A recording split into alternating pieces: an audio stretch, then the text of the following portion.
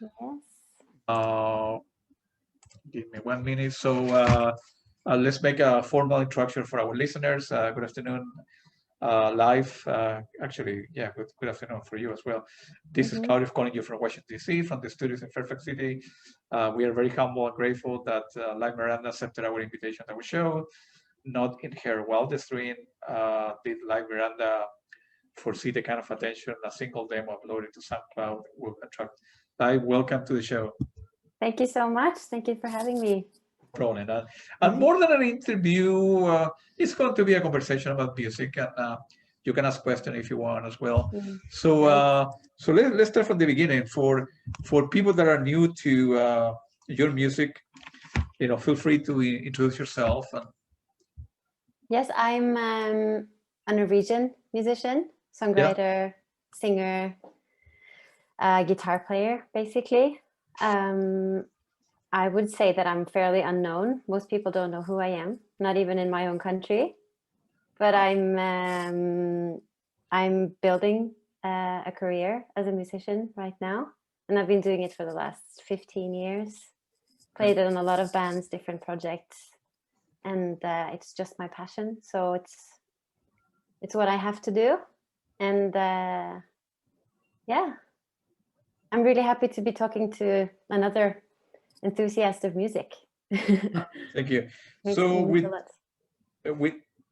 this has been a weird year for everybody, not just musicians, but with everything that's going on, how it is affecting, your creativity, your family, personally. Oh my goodness, it's been, as a musician, I always or have been working alone for a long time. Most days I'm sitting alone in my room anyway, writing and doing paperwork and all that stuff that comes with being an independent, so almost like a business owner, when you run your own business. Yeah. But obviously it's been very, very, very hard because we haven't been able to meet each other. I haven't been able to play music with other people, which has been really rough. And it's also been very hard on the creativity because I sort of feed off of being with others and listening to other people play music and, feeling that vibe that comes with being with others. So it's been really hard. So I've written less this year than I've normally would, I think. But I've also created a lot, so because we've had so much time. And I've been in the studio making some more music, and I think I've used every spare moment or every available moment when we were allowed to meet other people, just like running to the studio whenever we could.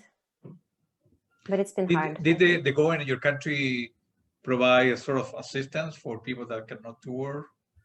More like yes, you can apply for some kind of assistance. Yes, it's been kind of. I didn't really receive that much help. But I'm fortunate because my boyfriend, the man I live with, he has a stable income, so it's been okay for us. Yeah. But yes, they provide some help, definitely. But it depends on how much you've earned in the prior years, and it's all kind of complicated. Yeah. But we can also apply to some scholarships and stuff like that. So we're getting by. Yeah, for a while, right? Until the vaccine, you will be to tour again. Were you born like in a musical family? How music became important in your life?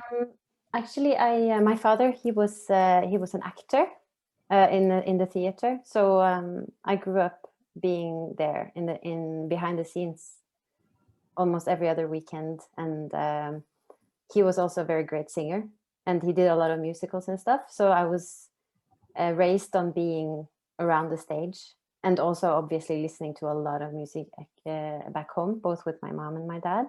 Yeah. But they're not musicians. But it's there's always been kind of the performative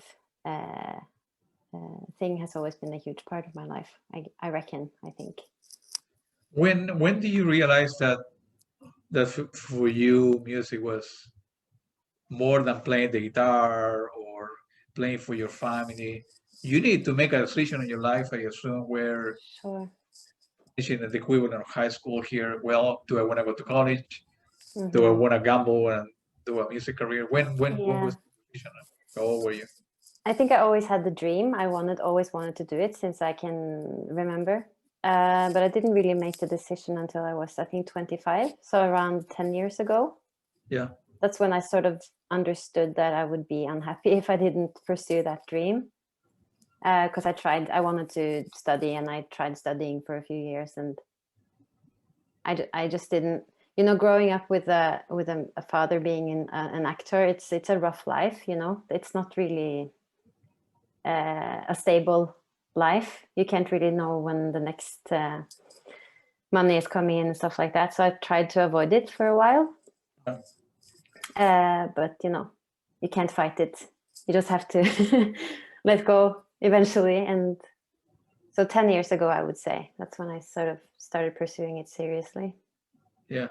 And then please free to elaborate on the process of creating, you know, the demo number one that so what were you doing before? So when was that was written in 2017, is that correct? Or you uploaded 16 or 17? Yeah, I uploaded it in 17. How long did you have that in your computer before you decided, well, I want to do? I would say maybe 7, 8 months, almost a year. Before, and then were you showing that to your friends or? No, I didn't really show it to anybody. I think I sent it to a few people that I trusted, but I didn't really. What they say about that? They liked it, but it was always also kind of. I think some feedback was more like they didn't really understand it. You know, you have to sort of. When you put it out on the internet, it's like you get a wider range, I guess, of listeners. So you're going to hit the people or meet the people who actually enjoy the music. So no, I wasn't very confident. I just liked it myself. I think it sort of resonated with me. So that's why I took the chance and just uploaded it. But so before that, you were playing with Silver Lining? Sure, yes. Before and after, right? So before and after, we're still. Yeah. So how Silver Lining, where kind of venues you guys were? Like Silver Lining, I don't know that much about the music. I need to check it out. But I know the type of music, but were you playing like in small clubs or venues or kind of supporting, doing openings for other bands? Or yes, definitely. That kind of stuff. It was more that project or that band is more of a, we just played a concert together. We covered a Gillian Welsh album and just had a very good time together. And then we just decided to hang out more and play some more music. So it was more of a fun project. Yeah. And it still is. It's very easygoing and very much fun. Yeah. And not that much hard work. It's definitely hard work, but it's not as emotionally difficult as other things. Yeah. Yeah, so we just played venues, and I think we were in the studio. That's when I recorded the demo number one as well, was when we actually recorded the first EP with Silver Lining. Yeah.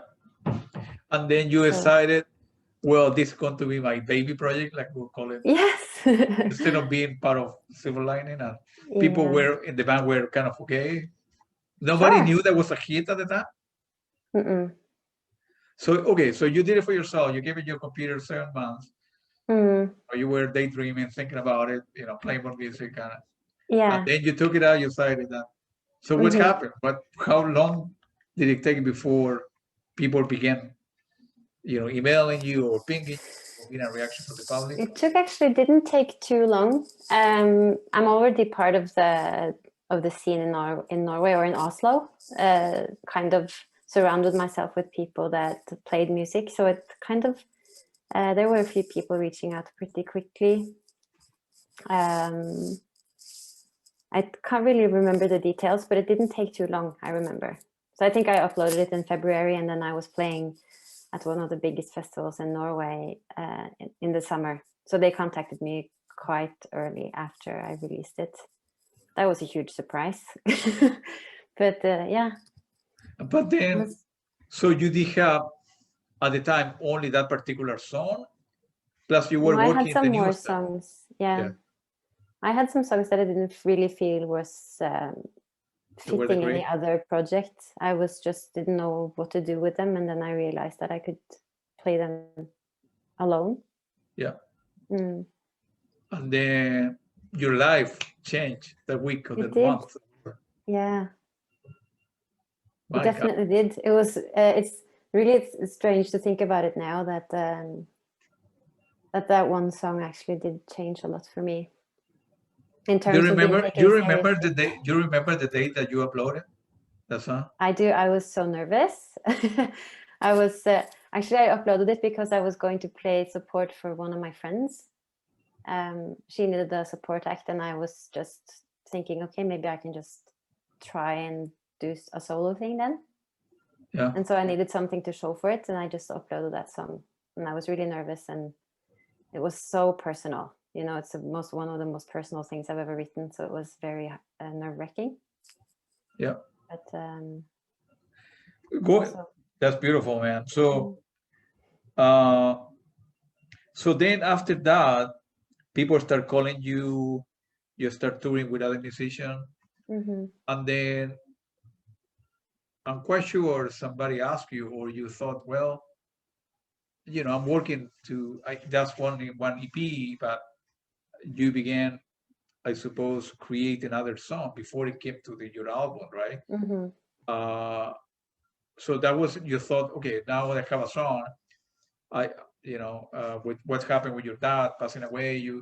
you began, writing song, and then how the how was the process of putting that album together then that eventually became your album, None of My Words, right? Yes, that was it was kind of a long process. I think I wanted it to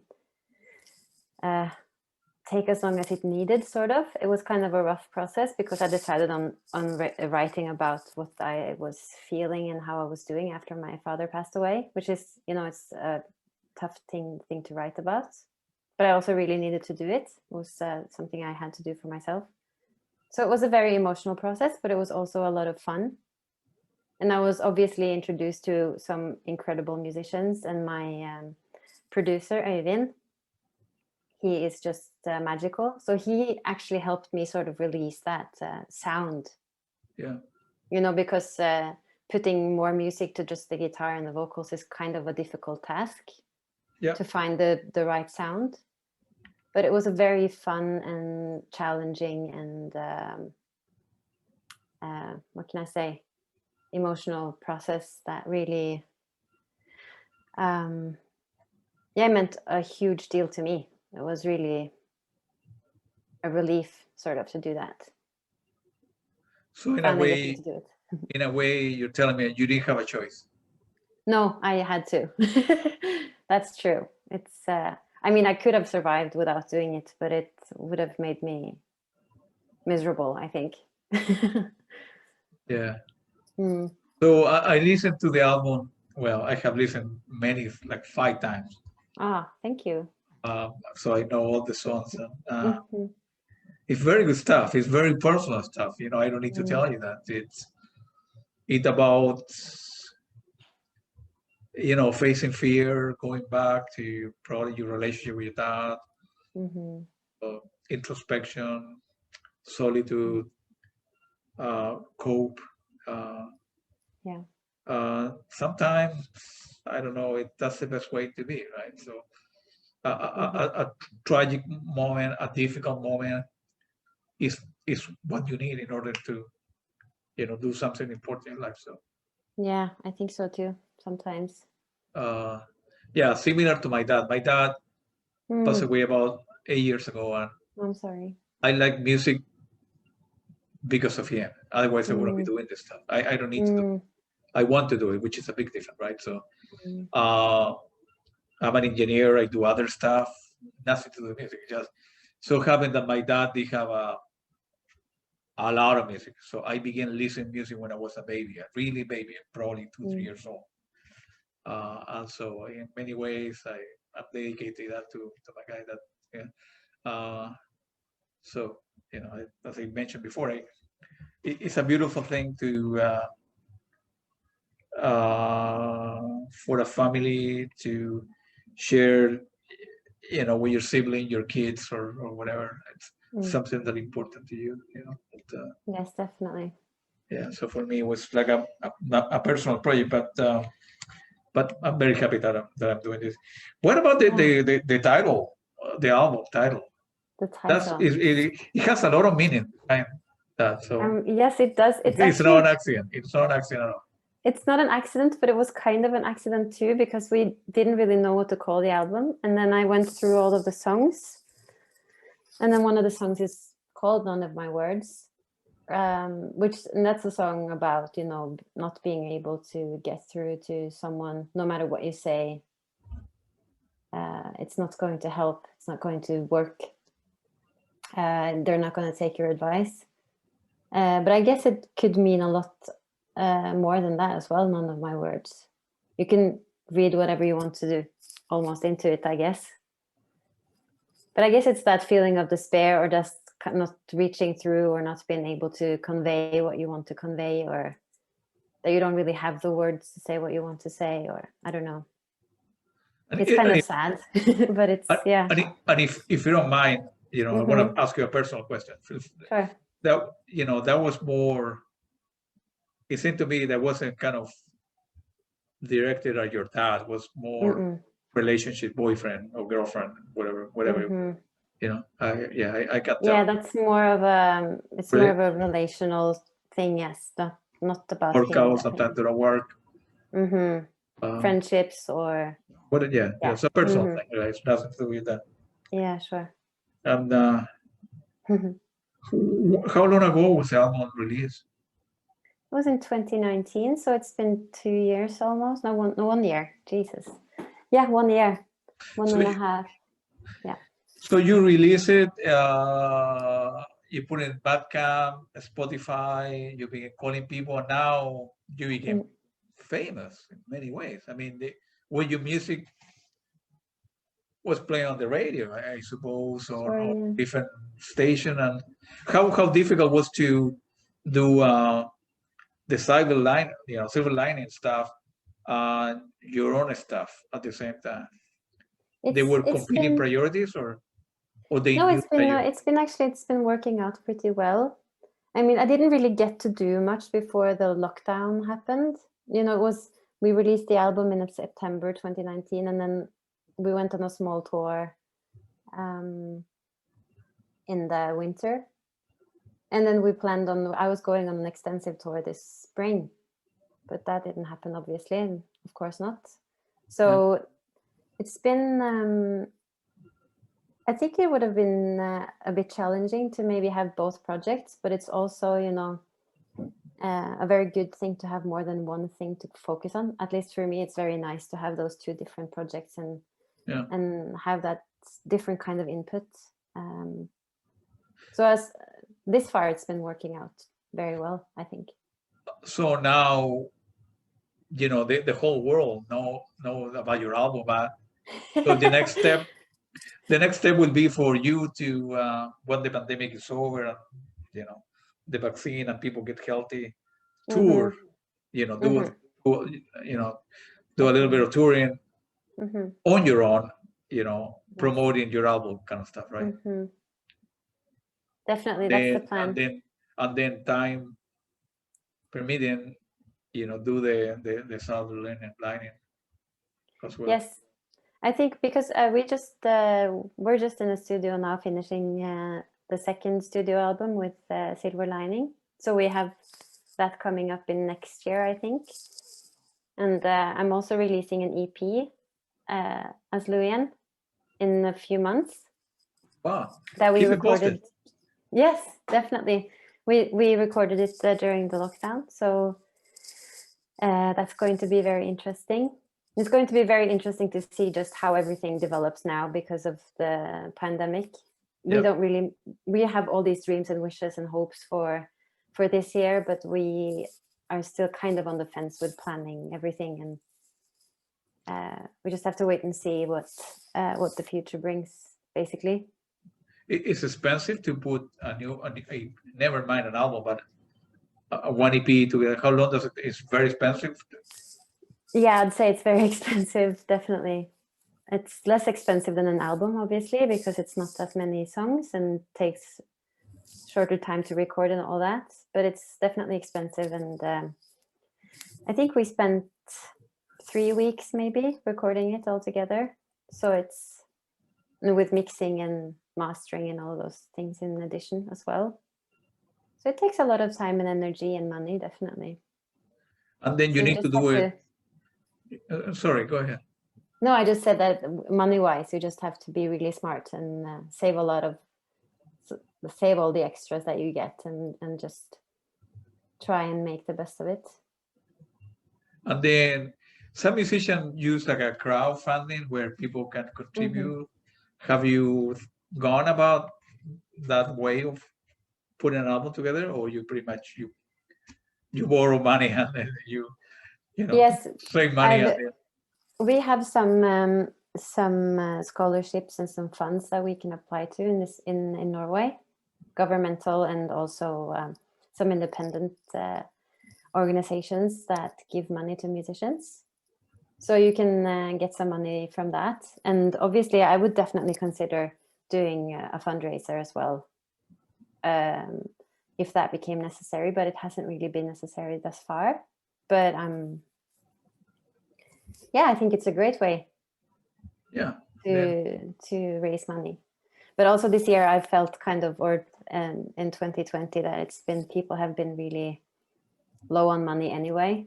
Yeah. So I didn't really want to ask people for extra money this year. I feel like it wasn't really the time and place. Hopefully now this year with the vaccine and people getting healthy and like yourself being able to tour, then you can do some gigs and then some money will come in and that will help to pay for the next thing, right? So that's really where we get our money now. Streaming doesn't really pay much, and album sales are not that high anymore because of the streaming. So it's basically through live playing, gigging and touring. That's where we get the money. Yeah, because in Spotify you get nothing. It's like, I don't know. Yeah, it's almost like nothing unless you have a lot of plays. Of course, if you have millions of streams, then maybe you get some money. But then there's always the record company and different other people and people who are involved who also need their share of the money that comes in. So wow. It's a lot of the time the artist is the last person to get paid, basically. Yeah. I wish I have known about this kind of stuff on the industry about 10 years ago when Spotify was developed. I would have done something very different now. It would have been more fair to people. I will have a streamline the process, so to make it more fair, because you get paid, I don't know, 0.0006 cents. Yeah, something like that. Every time somebody clicks the music, right? In Bandcamp, it's different because that's much better. I don't know. I think they take like 10% and then you get the rest. So if people are buying, the album, then you got your CDs or whatever. Yeah, that's a much more fair platform than Spotify and a lot of the other ones. Definitely. Yeah. Bandcamp is very nice. Yeah. And have you done live gig from your living room like this, playing? Yeah, I actually did one. Really? How did it go? It went well. It was a surprisingly fun experience. I was really skeptical because I was kind of fearful of not being able to see anyone and just sitting alone in my room and playing to myself. But I mean, I do that a lot of the time anyway. I play songs for myself because that's how I practice. But it was really fun, and people were really engaging online and commenting, and it was really fun. But this was in the beginning of the pandemic, so everyone was kind of desperate for music for that. But I think it's kind of slowed down a lot with the live streams. At least in Norway, it's not very popular anymore. I don't think people Really? It's Well, not? no, it's not very popular anymore. I mean, some people like it, but it's still, I think people crave the live experience so much that they just get almost bummed out by watching it streamed. There, No. it's, I don't know. Yeah. You have an idea how many people were connected today or listening to? 50 people, 100, 200? What? I think it was way more than that. Actually, there were, I can't really remember, but it was kind of mind blowing how many people were listening in. I could find out, but I don't really have the numbers here. But it was overwhelming. Yeah. Wow.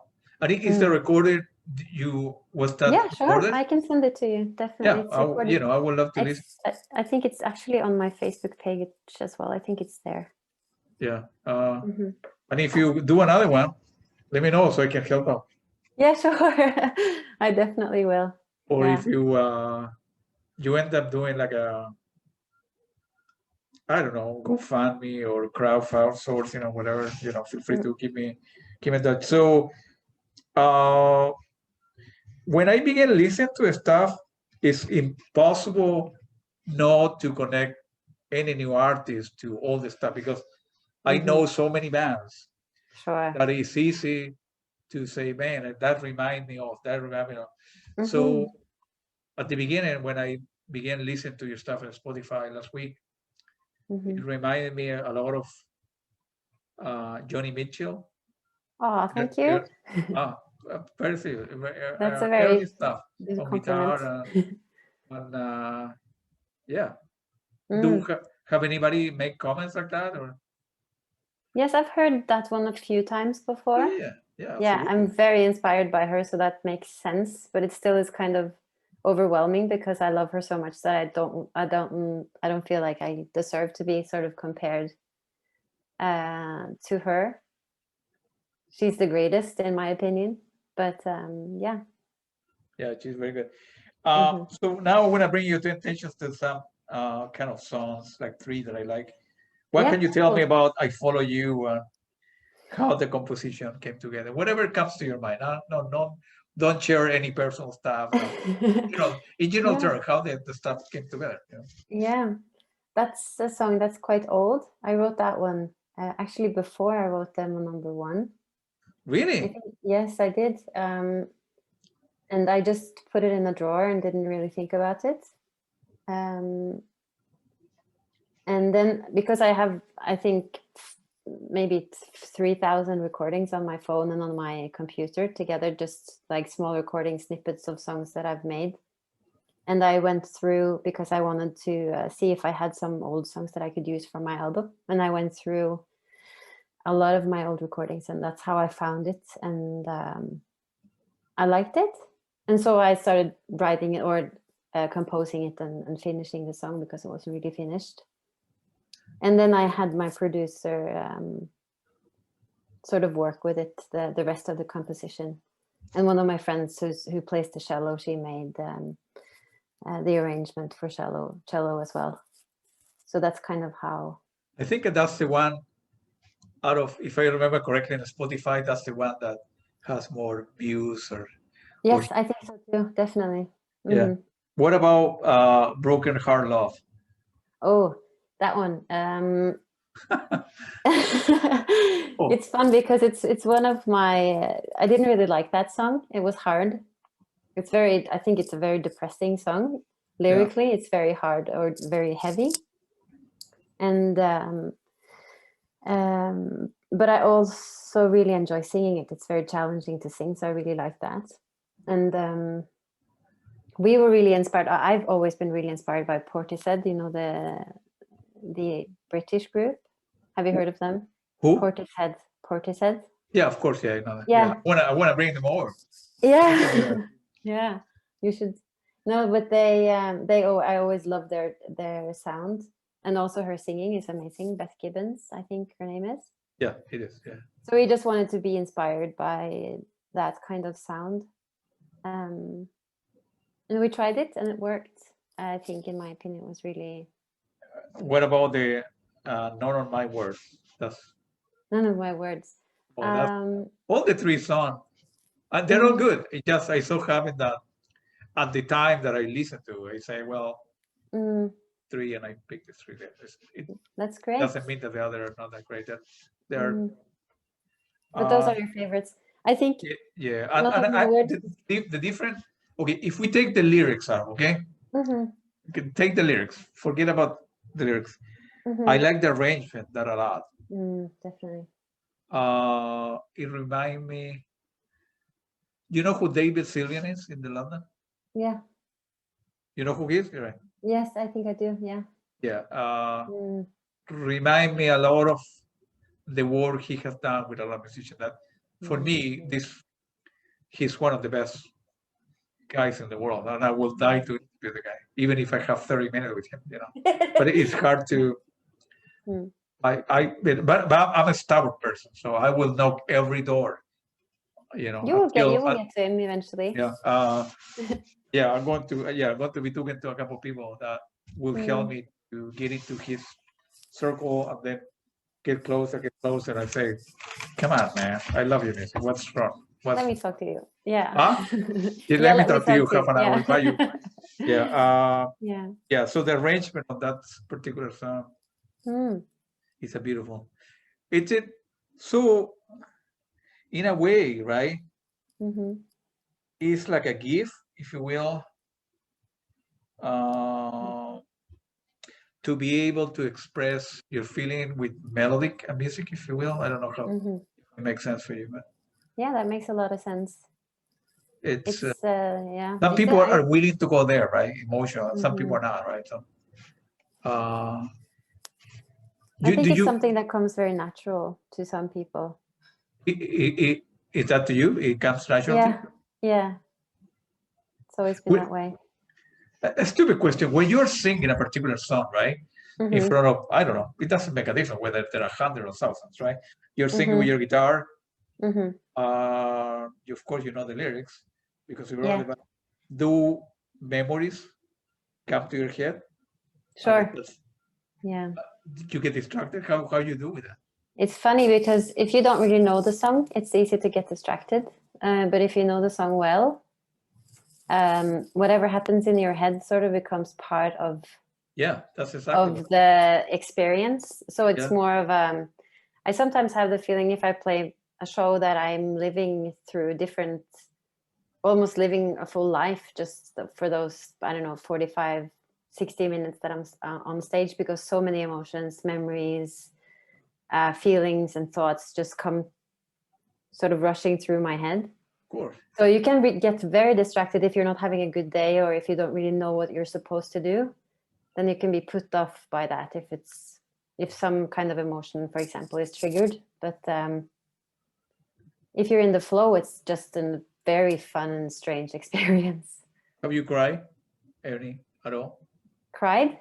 Yeah, after a show became very emotional, and you go definitely. backstage, and your boyfriend or sister, whatever, pick you out, you get home and say, man, right? Absolutely.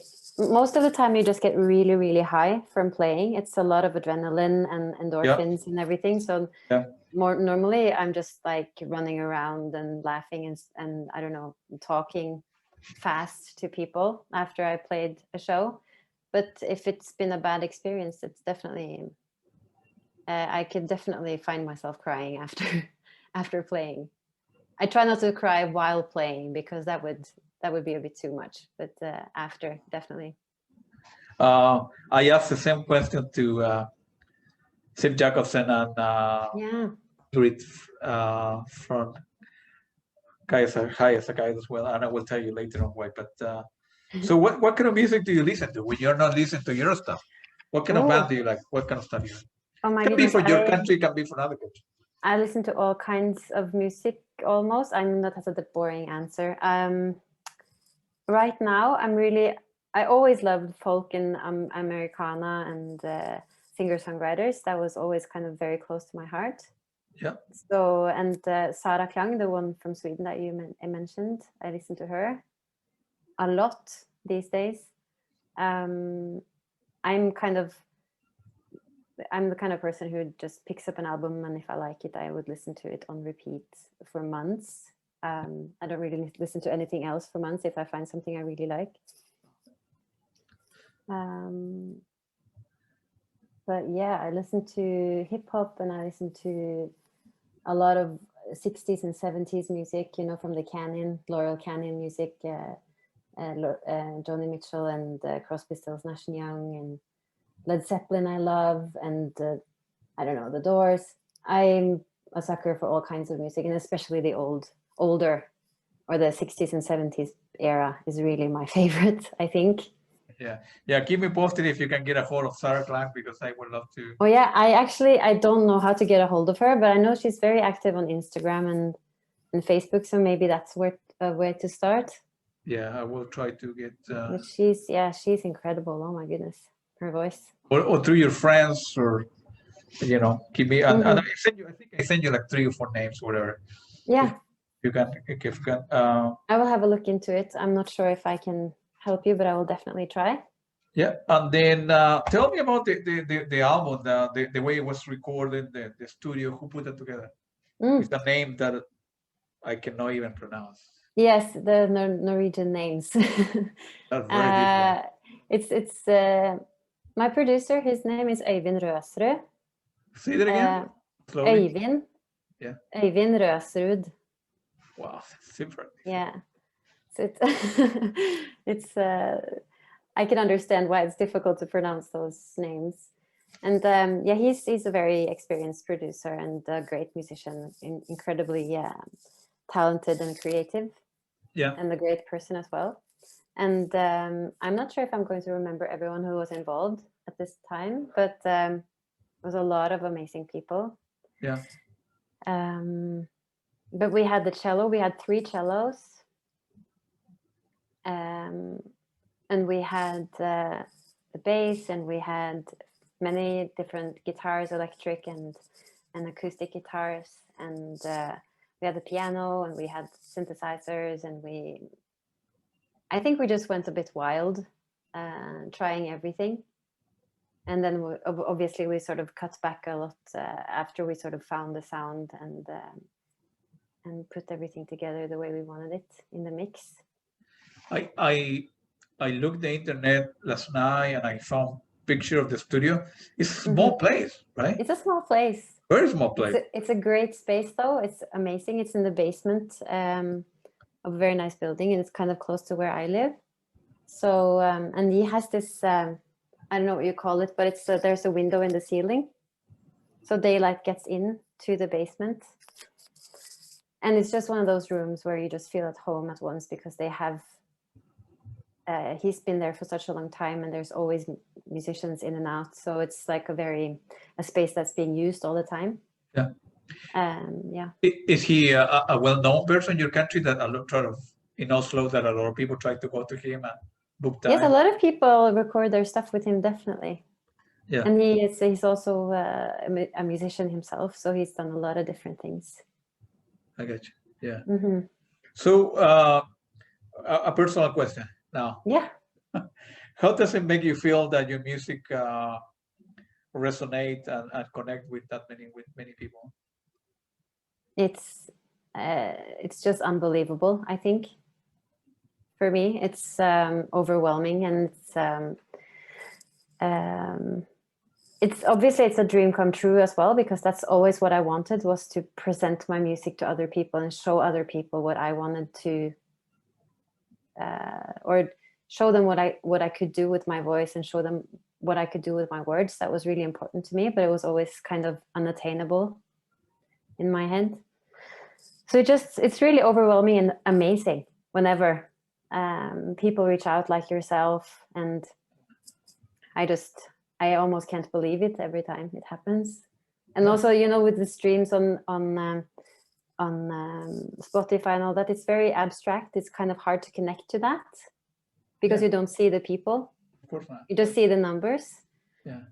But playing live shows is just the best thing, and also knowing that other people have listened to the music is just such a privilege.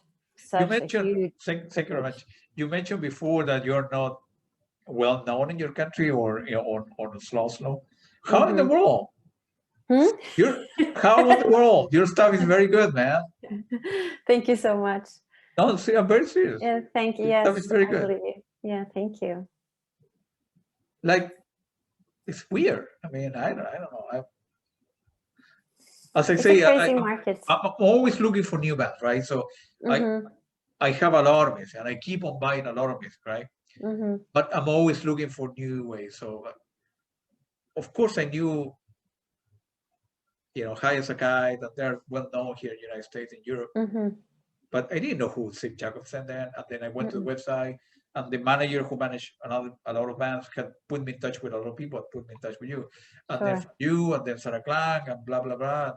Mm-hmm. There's a lot of great stuff, man.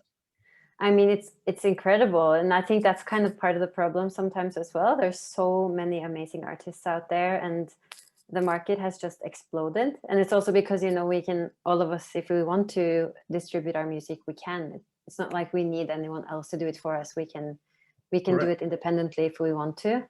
Yeah. And also, I don't know, it's very different from before when it was kind of hard to get your music out there. Now it's very easy, but it also means that a lot of people will sort of stay fairly unknown, I think, which is also, it's fine, but it's really fun when you sort of go diving in and you find all these amazing smaller artists that could have been huge, but they're just not because of, I don't know. Yeah. It's weird. It's strange. It would have been very unfair for the whole world not knowing about your music. Let me put it this way. Oh, Because it's very good. Oh, Very, very good. I'm very serious. so kind of you. Thank you. So, well, do they play is there like a local, I don't know, station that play just people from Norway that they play your music, or? No, not really. We have some stations that have programs where they only play Norwegian music. And so we definitely have, there's definitely a focus on Norwegian music in different channels. But, Norwegians really enjoy music from other countries as well. So there's always this balance. And I think actually the state channel that we have here has received a lot of critique for not playing enough Norwegian music. Because there is a lot of great Norwegian music at the time, and also the scene has grown so much, and also we have matured as a, I don't know, music nation over the last 20 years. I think it's become so much better than what it used to be before. Yeah. So we have some really amazing artists who are starting to break it and get through to other I don't know, parts of the world as well. I got you. It's good, yeah. So now you will need to make a decision in your life, because after the pandemic you will start touring your own. So the idea is to try to do as much as you can both projects. Finish the second album, Zero Line, and eventually you will do your second album as yourself, right? So, oh yeah, sure, definitely. That's definitely the plan. Then we just keep on keeping on and just move forward always. Yeah.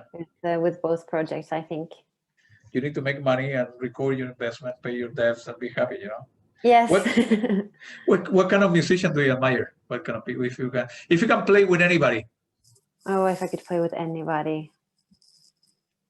Oh, Portishead, or any. Sure, that would actually been a lot of fun to play with Portishead. Yeah. We can easily say that because I have a million musicians on my list that I would love to play with.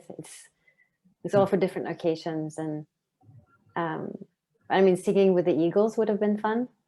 Yeah. Yeah.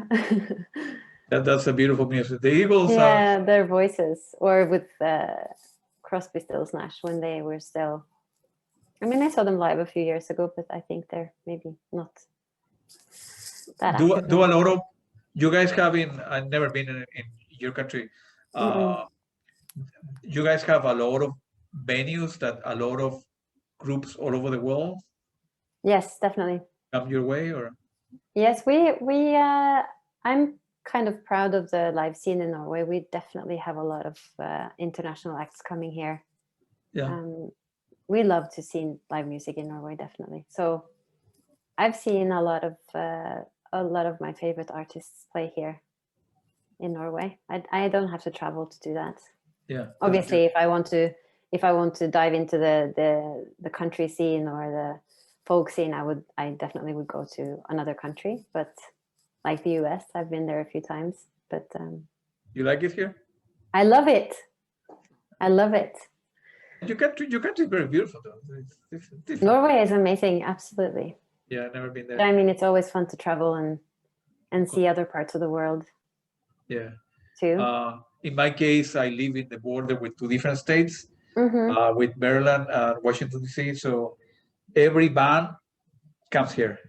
Oh, that's great. Sure, because they travel through. Wow. Yeah. So you can see, if you have the time and money and the family allows you, you can see 40 shows a year, 50 shows a year. Wow. Every band comes here, everybody. And I mean everybody.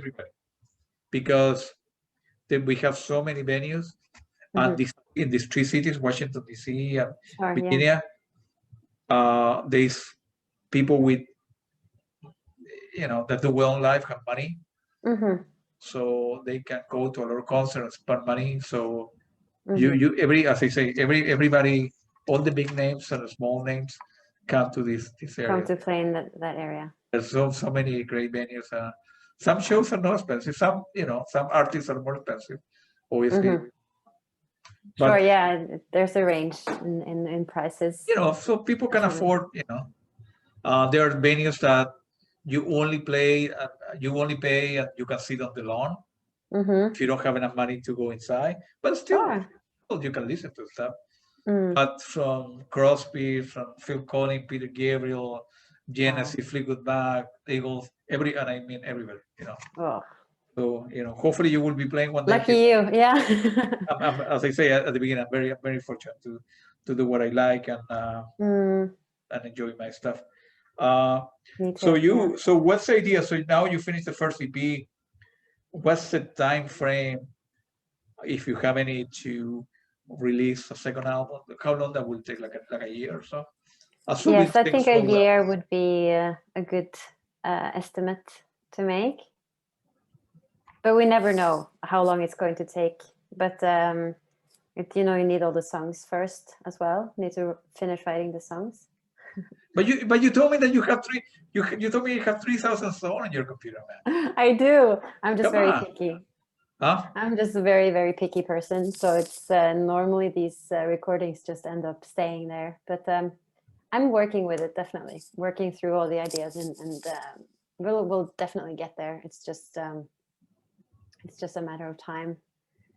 But obviously, it would be nice to release a new album within a year and a half, maybe. Yeah, assuming that you can align the finances. Yeah, sure. Because all these different things that have to sort of fall into place before we can do it. So where people can buy your music if somebody interested in it? They can definitely buy it off of Bandcamp, which is probably the easiest way. Or you can buy it in iTunes. If you don't want to buy it a physical copy of the album, you can buy it on iTunes as well as Bandcamp, I guess. Yeah, some venues allow you to do. You can buy the real CD, or just a song or whatever. That's either level. For me, I like to have physical thing. Yeah, me too. It's not good enough to have the files because I can skip the stuff fast, right? I buy a lot of vinyl, so when I put a vinyl, I drink a beer or whatever I do, I'm forced to listen. It's another experience. Are two different things. It's like going to a concert. Yeah, you can just sit back and listen and enjoy the album. As opposed to in the computer, you don't like the 10 seconds, you click. Yeah. That's stupid life. It's like reading a book. Reading a book, right? Or reading a PDF document, right? It's not. I like to touch things. I like physical things. I totally agree with you. And so the last question I have: what are your plans for the near future regarding gigs and touring and these things so well?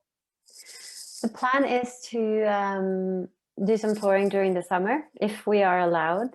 In Norway only. I don't think we want to plan on going abroad just yet. And then hopefully doing the same thing in the fall and winter of this year. Touring in the more northern parts of Norway, going further up north, because I live fairly far in the south in Norway. Yeah. And then hopefully as well, if we are allowed, we want to go, me and a friend, we want to go on a small tour in Europe as well.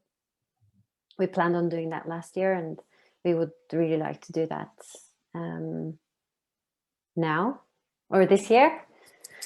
Really miss playing, so that would have been fun. But we'll just, again, we just have to wait and see what the vaccine can do for us. Any plans coming here to the United States to play, do a gig? Maybe not this year, I don't think. Yeah, next year. But I mean, who knows? But I don't think it's going to be possible money-wise either, because it's quite expensive and you have to apply for this special visa. And yeah, everybody tell me you need to get like a visa to, like a work visa to yes, play it's here. It's kind of a thing in between the what's it called, not the holiday visa, but you know, like the visitor's visa and the working visa. It's something in between there. You have to pay $2,000 or something to be able to play. If you're going to earn money, you have to sort of get that kind of a visa, musician's visa or something. Right. So you need to know in advance how many gigs and how much money you will make in order to pay for it. Yeah, you have to make an estimate of what it's going to look like. Yes, so you have to plan everything.